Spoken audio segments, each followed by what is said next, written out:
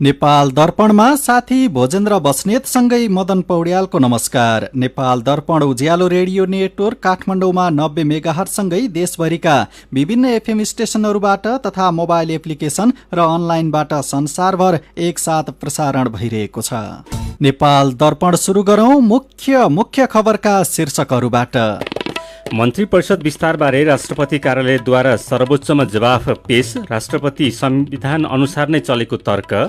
Nepal Bharat rail सेवा सम्झौताको संशोधनमा हस्ताक्षर, आयात निर्यात व्यापार देशको अरू सीमावर्ती शहरमा पुग्ने। जयनगरमा आउने भयो, विराटनगरमा आउने भयो, भोलिको दिनमा नेपालगञ्जमा आउला, पर्सिको दिनमा दोधारा चाँदनीमा आउला हामीले बनाउँदै गयो भने। बाढी पहिरो पीडित किसानलाई क्षतिपूर्ति दिने सरकारको तयारी, क्षतिपूर्ति वितरणका लागि आवश्यक प्याकेजबारे छलफल हुँदै। बिउको कुराहरू हुनसक्छ, मलको कुराहरू हुनसक्छ, प्रविधिको कुराहरू हुनसक्छ। हामी यसलाई छलफललाई व्यापकता बनाइरहेका छौँ। बङ्गलादेशमा एउटा कारखानामा आगलागी हुँदा कम्तीमा 52 जनाको ज्यान गयो, 30 जना भन्दा धेरै घाइते, हराइरहेका केहीको खोजी चल्दै। र एएफसी 23 वर्ष मुनिको एसियन कप छनौटमा नेपाल समूह बीमा, खेलाडीको स्वास्थ्य उपचारका लागि राखेप र ट्रमा सेन्टर बीच सम्झौता। उज्यालो रेडियो नेटवर्कबाट प्रसारण भइरहेको नेपाल दर्पणमा अब सुनौ पूरा खबर। राष्ट्रपति कार्यालयले मन्त्री परिषद विस्तारमा राष्ट्रपतिबाट भएको काम कारबाही संविधान अनुसार नै भएको तर्क गरेको छ। मन्त्री परिषद विस्तार विरुद्धको मुद्दामा राष्ट्रपति कार्यालयले आज सर्वोच्च अदालतलाई लिखित जवाब बुझाउँदै राष्ट्रपतिको भूमिका संविधान सम्मत रहेको तर्क गरेको हो। प्रधानमन्त्री केपी शर्मा ओलीले गएको जेठ 21 मा गर्नुभएको मन्त्री परिषद विस्तार विरुद्ध दायर गरेको मुद्दामा राष्ट्रपति कार्यालयले महान्यायाधिवक्ताको कार्यालय मार्फत सर्वोच्चलाई लिखित जवाब बुझाएको हो। नेपालको संविधानको धारा 66 को उपधारा 2 मा राष्ट्रपतिले आफ्नो अधिकार र कर्तव्यको पालना गर्दा यो संविधान वा संघीय कानून बमोजिम कुनै निकाय वा पदाधिकारीको सिफारिसमा गरिने भनी किटानी साथ व्यवस्था भएको कार्यबाहेक राष्ट्रपतिबाट सम्पादन गरिने अन्य जुनसुकै कार्य मन्त्री परिषदको सिफारिस र सम्मतिबाट हुनेछ भन्ने व्यवस्था छ। जवाफमा भनिएको छ, प्रधानमन्त्रीबाट मन्त्री परिषदमा नियुक्ति, हेरफेर र कार्यविभाजन गर्न सिफारिस भइआएकोले संविधान अनुसार राष्ट्रपतिबाट मन्त्री परिषदमा नियुक्ति, हेरफेर र कार्यविभाजन गरिएकोले रिट निवेदन बदरभागी भएको उल्लेख गरिएको छ। मन्त्री परिषद विस्तार गर्नुको कारणबारे यसअघि हिजो प्रधानमन्त्री केपी शर्मा ओलीले सर्वोच्च अदालतमा लिखित जवाफ दिँदै संविधान र कानून अनुसार नै मन्त्री परिषद विस्तार गरेको उल्लेख गर्नुभएको थियो। प्रतिनिधि सभा विघटन गरेपछि ओलीले गरेको मन्त्री परिषद विस्तारलाई सर्वोच्च अदालतले खारेज गर्दै लिखित जवाफ मागेको थियो। यसैबीच नेपाली कांग्रेसका प्रवक्ता विश्वप्रकाश शर्माले संविधानको व्याख्या गर्ने अधिकार सर्वोच्च अदालतको भएको भन्दै संविधान अनुसार आदेश गर्ने अदालतलाई प्रधानमन्त्रीले संविधान विपरीत भएको भनी टिप्पणी गर्नु अहंकारीवन भएको टिप्पणी गर्नुभएको छ। उहाँले सर्वोच्च अदालतले गरेको आदेशलाई सत्तापक्ष, सरकार वा विपक्षी दल सबैले स्वीकार गर्नुपर्ने तर्क गर्नुभयो। नेकपा एमालेको विवाद समाधान गर्न गठित कार्यदलको बैठक बसिरहेको छ। सिंहदरबारमा 7 घण्टादेखि निरन्तर बैठक बसिरहेको हो। आजको बैठकले यसअघि तयार भएको सहमतिको मस्यौदामा छलफल गरेर अन्तिम रूप दिने नेताहरूको दाबी छ। कार्यदलको बैठकबाट बाहिरिएका नेता शंकर पोखरेलले सहमतिको अधिकतम प्रयास भइरहेको प्रतिक्रिया दिनुभएको छ। यस्तै विवाद समाधान गर्न गठित कार्यदलका अर्का सदस्य रघुजी पन्तले आजै रातिसम्ममा सहमतिमा पुग्ने गरी छलफल भइरहेको जानकारी दिनुभएको छ। कार्यदल सदस्य पन्तले छलफल सकारात्मक ढंगले अगाडि बढेको र आजै रातिसम्म सहमति हुन सक्ने दावी गर्नुभयो। मस्यौदामा छलफल गर्यौं, उहाँले भन्नुभयो छलफल सकारात्मक छ। कार्यदलको बैठक सोमबारदेखि बस्दै आएको छ। नेताहरूले सहमतिको नजिक पुगेको र एमाले एकता हुने दावी गर्दै आएका छन्। प्रधानमन्त्री समेत रहेका पार्टी अध्यक्ष केपी शर्मा ओली र वरिष्ठ नेता माधव नेपाल बीच विवाद बढ्दै गएपछि सहमतिका लागि दुवै पक्षका नेताहरू रहेको 10 सदस्यीय कार्यदल गठन भएको थियो। नेपाली कांग्रेसको 53 जिल्लाको क्रियाशील सदस्यता विवाद टुङ्गो लागेको छ। आउँदो भदौ 16 देखि 19 सम्म हुने 14औं केन्द्रीय महाधिवेशनका लागि 53 जिल्लाका 90 निर्वाचन क्षेत्रको क्रियाशील सदस्यता टुङ्गो लागेको पार्टीद्वारा गठित क्रियाशील सदस्यता छानबिन समितिका प्रवक्ता एवं पार्टीका केन्द्रीय सदस्य प्रदीप पौडेलले जानकारी दिनुभयो। कांग्रेसमा क्रियाशील सदस्यलाई प्रारम्भिक मतदाताका रूपमा लिइन्छ। 77 जिल्लाको 165 निर्वाचन क्षेत्रबाट 8,50,000 क्रियाशील सदस्यताको नामावली दर्ता दर्ता भइसकेको र असार मसान्तभित्र सबै क्रियाशील सदस्यता विवाद टुङ्गो लगाइने पनि उहाँले बताउनुभयो। यसैबीच नेकपा माओवादी केन्द्रले निर्वाचन आयोगमा परेको दल दर्ता खारेजीको निवेदनप्रति आफ्नो ध्यान आकर्षण भएको जनाएको छ। केन्द्रीय कार्यालयका सचिव श्री राम ढकालले निकालेको विज्ञप्तिमा सरकार नभएका व्यक्तिले दल दर्ता खारेजीको निवेदन दिएको र निवेदनबारे माओवादी केन्द्रको ध्यान आकर्षण भएको उल्लेख छ। संविधान, कानून, विधि विधान विपरीत पार्टीको दुष्प्रचार गरेको माओवादी केन्द्रले जनाएको छ। अस्ति निर्वाचन आयोगमा माओवादी केन्द्रको दल दर्ता खारेजीका लागि निवेदन दर्ता भएको थियो। यसैबीच नेकपा माओवादी केन्द्र छाडेर नेकपा एमालेमा प्रवेश गरेका नेताहरूले आफूहरूको मागबारे तत्काल निर्णय लिन निर्वाचन आयोगसँग अनुरोध गरेका छन्। माओवादी केन्द्र खारेजीको माग गर्दै दिएको अस्ति दिएको निवेदनमा आयोगले के गरिरहेको छ भन्ने जानकारी लिन आज टोपबहादुर रायमाझी, मणि थापा, प्रभु शाह लगायतका नेताहरू आयोगमा पुगेका हुन्। माओवादी केन्द्रले पार्टी परित्याग गरेर एमालेमा गएको भन्दै रामबहादुर थापा बादल, टोपबहादुर रायमाझी, लेखराज भट्ट, प्रभु शाह लगायतलाई कारबाही गरेको थियो। नेता रायमाझीले अवैध पार्टीले निर्वाचित जनप्रतिनिधिलाई कारबाही गरेको टिप्पणी गर्नुभएको छ। साथै आफूहरूले आयोगमा दिएको निवेदनको निर्णय छिटो गर्न आयोगलाई आग्रह गरेको समेत बताउनुभयो। वीरगञ्जमा आधारित भएर हुने देशको आयात निर्यात व्यापार अरू सीमावर्ती शहरमा पनि पुग्ने भएको छ। नेपाल भारत बीच रेल सेवा सम्झौताको संशोधन भएसँगै व्यापार अरू सीमावर्ती शहरमा पनि पुग्ने भएको हो। उद्योग, वाणिज्य तथा आपूर्ति मन्त्रालयका सचिव र भारतीय रेलवे बोर्डका एडिसनल मेम्बर सुशान्त कुमार मिश्रले आज संशोधन सम्झौतामा हस्ताक्षर गर्नुभएको छ। संशोधनमा नेपालले तेस्रो देशसँग हुने व्यापारका लागि भारतीय निजी रेल सेवा उपयोग गर्ने मुख्य विषय समेटिएको छ। यस्तै सम्झौतामा नेपालमा भारतीय रेलको प्रवेश बिन्दु वीरगञ्ज रहेकोमा अब रेल सेवाको पूर्वाधार भएको सीमावर्ती शहरमा पनि आयात निर्यात व्यापारमा सहज हुन सक्ने सुविधा रहेको उद्योग, वाणिज्य तथा आपूर्ति मन्त्रालयका प्रवक्ता नारायण रेग्मीले जानकारी दिनुभयो। नेपाली व्यवसायहरूले एउटा कम्पनीले महँगो भन्यो भने अर्कोले सस्तो दिएको ठाउँबाट सामानहरू ल्याउने भयो। दोस्रो चाहिँ एउटा मात्रै पोर्टमा हाम्रो रेल सेवा आउँथ्यो नि त, वीरगञ्ज मात्रै। अब जयनगरमा आउने भयो, विराटनगरमा आउने भयो, भोलिको दिनमा नेपालगञ्जमा आउला, पर्सिको दिनमा दोधारा चाँदनीमा आउला हामीले बनाउँदै गयो भने यो महत्त्वपूर्ण उपलब्धि हो। ढुवानीको लागत घटाउने, व्यवधान रहित कार्गो ढुवानीहरू, रेल सेवाहरू सञ्चालन गर्ने, नेपालमा चाहिँ ती वस्तुहरू सहज रूपमा र सस्तो रूपमा आउन सक्छन् भन्ने विश्वास लिएको छ।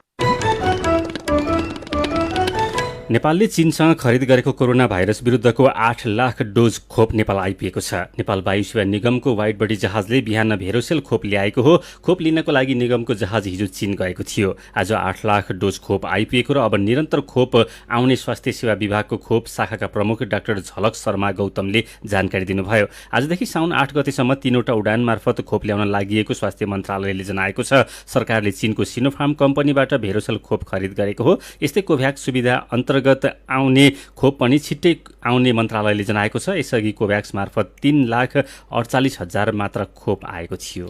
पछिल्लो 24 घण्टामा 2239 जनामा कोरोना संक्रमण पुष्टि भएको छ। 6,657 जनाको पीसीआर परीक्षण गर्दा 1,469 जना र 4,656 जनाको एन्टिजेन परीक्षण गर्दा 760 जना गरी 2239 जनामा कोरोना संक्रमण पुष्टि भएको स्वास्थ्य तथा जनसङ्ख्या मन्त्रालयले जनाएको छ। यो सहित नेपालमा कोरोना संक्रमण पुष्टि हुनेको संख्या 6,95,088 जना पुगेको छ।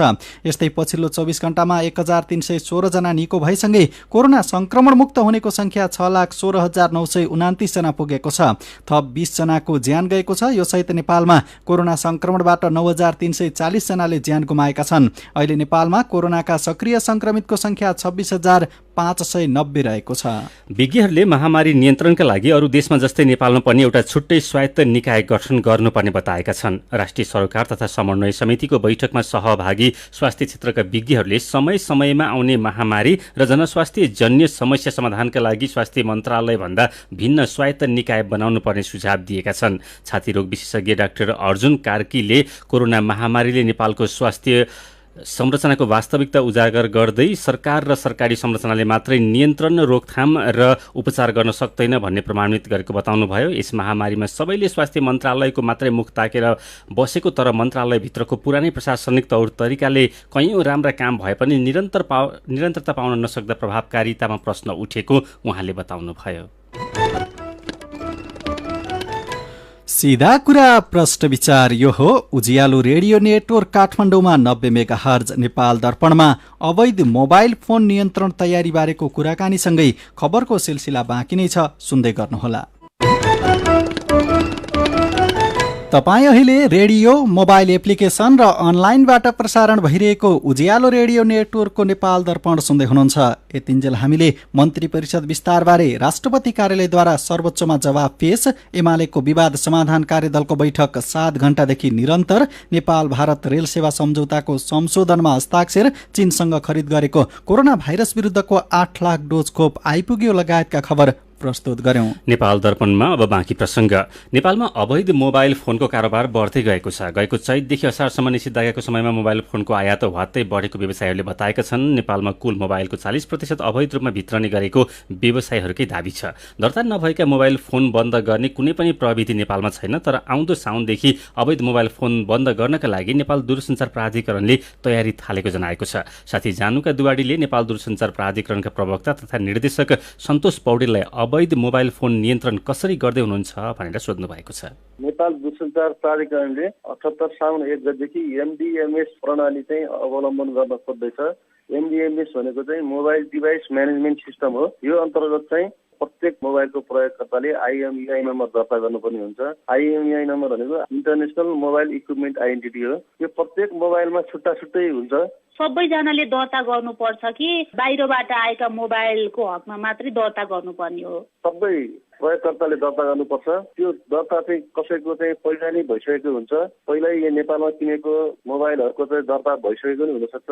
आफ्नो मोबाइलको आइएमईआई नम्बर चाहिँ दर्ता छ कि छैन भनेर बुझ्नको लागि पहिला आफ्नो आइएमईआई नम्बर कति हो भनेर थाहा पाउनुपर्छ।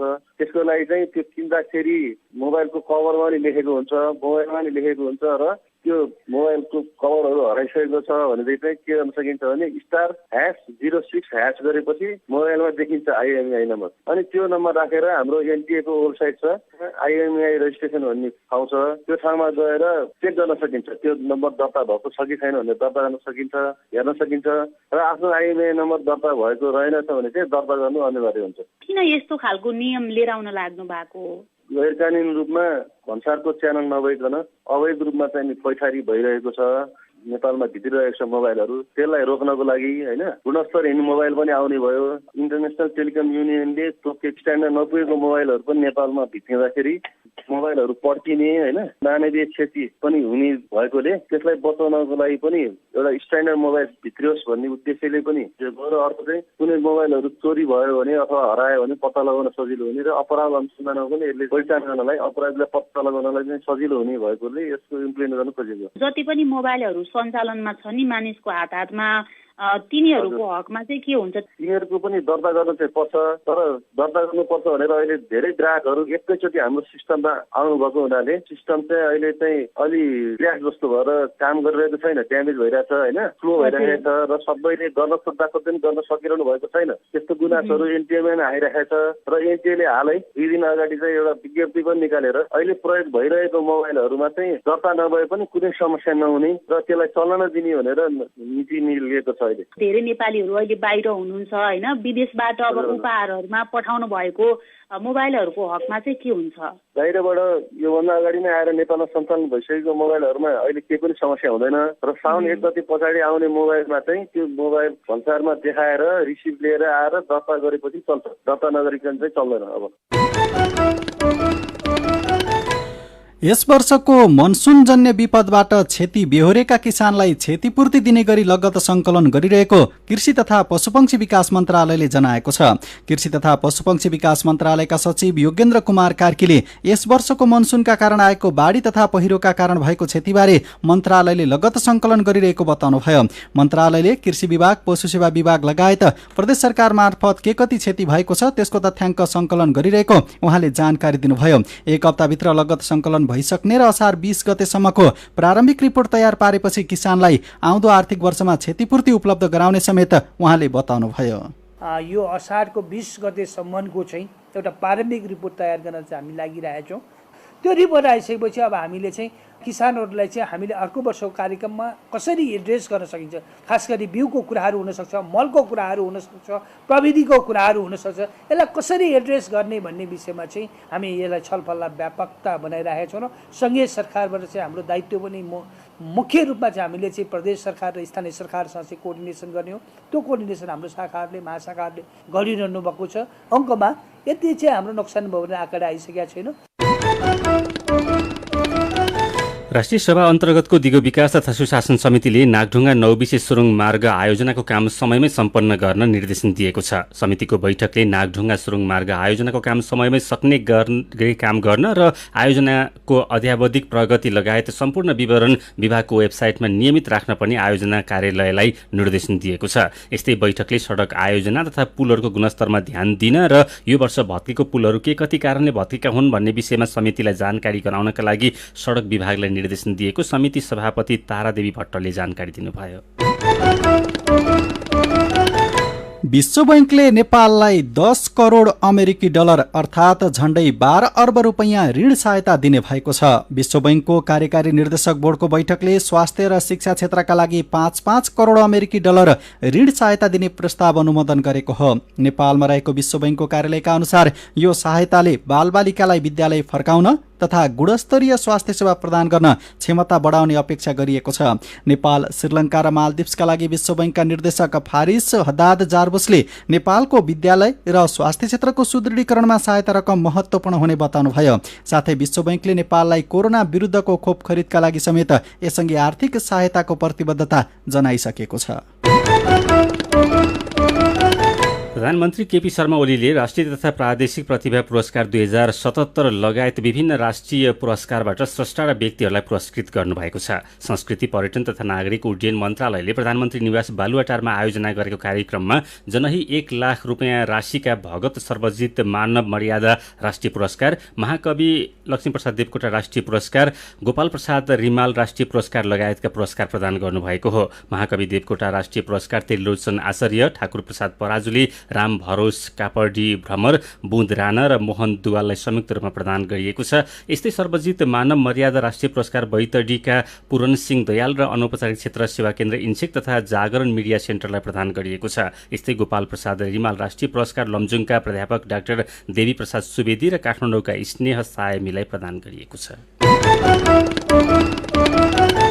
सीधा कुरा प्रश्न विचार यो हो उज्यालो रेडियो नेटवर्क काठमाडौँमा 90 मेगाहर्ज, नेपाल दर्पणमा मेरो पनि भन्नु छ सँगै खबरको सिलसिला बाँकी नै छ, सुन्दै गर्नुहोला। विभिन्न रेडियो स्टेशनबाट मेचीदेखि महाकालीसम्म र मोबाइल एप्लिकेसन तथा अनलाइनबाट संसारभरि एकसाथ प्रसारण भइरहेको नेपाल दर्पणमा तपाईंलाई फेरि स्वागत छ। अब बाँकी खबर। रोल्पाको गंगादेव गाउँपालिकामा गएको मङ्सिरपछि सामाजिक सुरक्षा भत्ता नपाएको लाभग्राहीले गुनासो गरेका छन्। 8 महिना बित्दा समेत भत्ता नपाउँदा आफूहरूलाई समस्या भएको वडा नम्बर 6 का वृद्ध तुलबहादुर खत्रीले जानकारी दिनुभयो। गाउँपालिकाका पञ्जीकरण शाखा प्रमुख तीर्थराज ओलीले कोरोना महामारीका कारण भत्ता दिन ढिला भएको भन्दै दोस्रो र तेस्रो किस्ता चाँडै पठाउने बताउनुभयो। जिल्ला अस्पताल रुकुममा कोरोना संक्रमित र उनीहरूका कुरुवालाई निशुल्क खाना खुवाउने समूहले 51 दिनमा 4845 छाक खाना खुवाएको जनाएको छ। अस्पतालमा उपचार गराउने संक्रमित तथा उनीहरूका कुरुवाको सहजताका लागि नेकपा विप्लव समूहले गएको जेठ 7 गतेदेखि खाना खुवाउने अभियान सुरु गरेको थियो। शङ्खुवा सभामा एक युवतीको शव भेटिएको छ। चिचिला गाउँपालिका वडा नम्बर 2 घर भई खाँदबारी नगरपालिका 1 सुन डाँडामा दिदीको घरमा बस्दै आएकी 22 वर्षकी पेमा शेर्पाको शव नजिकैको खोल्सामा भेटिएको प्रहरीले जनाएको छ। शेर्पाको हत्या आरोपमा खाँदबारी 1 बस्ने मुकेश तामाङ र तामाङकी श्रीमती रेशमा राई पक्राउ परेका छन्। काठमाडौँ उपत्यकामा मेलम्चीको पानी ल्याउन कम्तीमा 3 महिना लाग्ने देखिएको छ। मेलम्ची खानेपानी विकास समितिले पालिका र सम्बन्धित निकायसँगको समन्वयमा असोजको अन्तिम सम्ममा पानी पुनः सुन्दरी जल ल्याउने लक्ष्य लिएर मर्मत अघि बढाउने तयारी गरेको हो। अहिले सडक खुलाएर र बेरी ब्रिज राखेर आयोजना स्थलसम्म पुग्न सकेमा अस्थायी बाँधबाट भए पनि पानी ल्याउने लक्ष्य लिएको समितिका सूचना अधिकारी राजेन्द्र प्रसाद पन्तले बताउनुभयो। उहाँका अनुसार असार पहिलो हप्ताको बाढी पहिरोले क्षति गरेको प्रवेश मार्ग र पुल साउनभरमा बनाउन सकिएमा अबका 3 महिनामा पानी सुन्दरी जल झार्न सकिनेछ। देशका धेरै ठाउँमा आउँदो हप्तासम्म नै झरी पर्ने जल तथा मौसम विज्ञान विभागले जनाएको छ। सबै प्रदेशका केही ठाउँमा भारी वर्षाको सम्भावना रहेको विभागले विशेष बुलेटिन निकालेर जानकारी दिएको छ। अस्ति बुधबारदेखि मौसम थप सक्रिय भएको हो। आज राति प्रदेश 1, बागमती, गण्डकी, कर्णाली र सुदूरपश्चिम प्रदेशका केही ठाउँ तथा बाँकी प्रदेशका थोरै ठाउँमा पानी पर्ने अनुमान छ। मेरो पनि भन्नु छ। कञ्चनपुरको त्रिनगर गौरीफन्टा नाका हुँदै भारत जानेको लर्को लागेको उज्यालोमा प्रकाशित खबर पढेपछि सुमन खड्का लेख्नुहुन्छ, महामारीकै बेला नागरिक विदेशिनु परेको छ। ज्यानको जोखिम मोलेर अरूको देश जानुपर्ने नागरिकको हालत देख्दा पनि देश चलाउनेहरूको मन किन नदुखेको होला? यही विषयको खबरमा मेहमे ताई घिसिङको प्रतिक्रिया छ, आफ्नो देशमा रोजगारी छैन, अरूको देशमा केही कमाएर भए पनि पेट त पाल्नै पर्यो नि। दमन्ता पौडेल भन्नुहुन्छ, बेरोजगारको पीडा कसले बुझ्ने? सरकार आफूले केही गर्दैन, अरू सहयोगी संघ संस्थाले सहयोग गर्छु, भोकालाई खाना खुवाउँछु भन्दा पनि दिँदैन। दुखै नपरी त आफ्नो घर परिवार छोडेर विदेशिन कसलाई पो इच्छा हुन्छ र? तनहुँमा 178 घर परिवार बाढी पहिरोको जोखिममा रहेको खबरमा मिनु लामिछानेको सुझाव छ, पहिरोको जोखिममा रहेका घर परिवारलाई सम्बन्धित निकायले सुरक्षित ठाउँमा स्थानान्तरण गर्न तत्काल पहल गर्न आवश्यक छ। अनि सीता पाण्डे राणाभाटको टिप्पणी छ, विकासका नाममा रुख बिरुवा काटिएका छन्, अध्ययन बिना नै जताततै डोजर लगाएर बाटो खनिएका छन्, यसले गर्दा बाढी र पहिरोको डर बढ्दै गएको छ, सम्बन्धित निकायको ध्यान जाओस्। विचारका लागि तपाईलाई धन्यवाद। मेरो पनि भन्नु छ। मेरो पनि भन्नु छ प्रस्तुत गर्दै हुनुहुन्थ्यो साथी जानुका दुवाडी। नेपाल दर्पणमा अब विदेशको खबर। बंगलादेशको एउटा खाद्य प्रशोधन कारखानामा आगलागी हुँदा कम्तीमा 52 जनाको ज्यान गएको छ, अरू 30 जना भन्दा धेरै घाइते भएका छन्। हराइरहेका केहीको खोजी भइरहेको छ। ज्यान गुमाउनेको संख्या अझै बढ्न सक्ने बंगलादेशको अग्नि नियन्त्रक अधिकारीलाई उद्धृत गर्दै बीबीसीले जनाएको छ। मानिसहरू भवनभित्रै रहेका बेला गैराती आगलागी सुरु भएको थियो। आगलागीको कारण अहिलेसम्म खुलेको छैन। छतले भवनमा आगलागी सुरु भएपछि ज्यान जोगाउन हाम फाल्दा धेरै कामदार घाइते भएका छन्। रूपगञ्जमा रहेको हासेम फुड एन्ड बेभरेज कारखानामा आगलागी भएको हो। घटनास्थल ढाका शहरभन्दा बाहिर औद्योगिक क्षेत्रमा पर्छ। यसअघि सन् 2019 मा ढाका अपार्टमेन्टमा आगलागी हुँदा 70 जनाको ज्यान गएको थियो। नेपाल दर्पणमा अब केही खेल खबर। एएफसी 23 वर्ष मुनिको एसियन कप छनौटमा नेपाल समूह बीमा परेको छ। एएफसीले आज सार्वजनिक गरेको छनौटको समूह विभाजनमा नेपाल समूह बीमा परेको हो। नेपालको समूहमा ताजिकिस्तान, लेबनान र इरान रहेका छन्। समूह बीको छनौट खेल आउँदो अक्टोबर 23 देखि 31 सम्म हुनेछ। नेपालले समूह चरणको पहिलो खेलमा इरानसँग खेल्नेछ। यस्तै दोस्रो खेलमा ताजिकिस्तान र अन्तिम खेल लेबनानसँग खेल्नेछ। छनौटमा रहेका 11 समूहका शीर्ष टोलीले एएफसी 23 वर्ष मुनिको एसियन कप खेल्नेछन्। यस्तै दोस्रो टोली मध्ये उत्कृष्ट 4 टोली पनि छनौट हुनेछन्। उज्बेकिस्तानमा हुने फाइनल चरणको प्रतियोगिता 2022 को जुन 1 देखि 19 सम्म हुने तालिका छ। र राष्ट्रिय खेलकुद परिषद राखेप र ट्रमा सेन्टर बीच खेलाडीको स्वास्थ्य उपचारका लागि सम्झौता भएको छ। नेपाल खेलकुद महासंघको पहलमा राखेप र ट्रमा सेन्टर बीच खेलाडीको उपचार सम्झौता भएको हो। राखेपका सदस्य सचिव रमेश कुमार सिलवाल र ट्रमा सेन्टरका निमित्त प्रमुख मेडिकल सुपरिन्टेन्डेन्ट डाक्टर सन्तोष पौडेलले आज सम्झौता पत्रमा हस्ताक्षर गर्नुभएको हो। सम्झौता अनुसार खेलाडीका लागि इमर्जेन्सी सेवासहित रक्त सञ्चार, शल्यक्रिया, आर्थोपेडिक तथा हाड जोड्ने, फिजियोथेरापी लगायत ट्रमा सेन्टरबाट उपलब्ध हुने सम्पूर्ण स्वास्थ्य सेवा उपलब्ध गराइनेछ। सेन्टरमा उपलब्ध नभएका सेवा तथा औषधिजन्य सामग्री र शल्यक्रियाजन्य सामग्री तत्कालका लागि बिरामी स्वयंले व्यवस्था गर्ने र सेन्टरको सिफारिसका आधारमा राखेपसँग शोध भर्नाका लागि भुक्तानीको पेश गर्न सक्ने सम्झौतामा उल्लेख छ।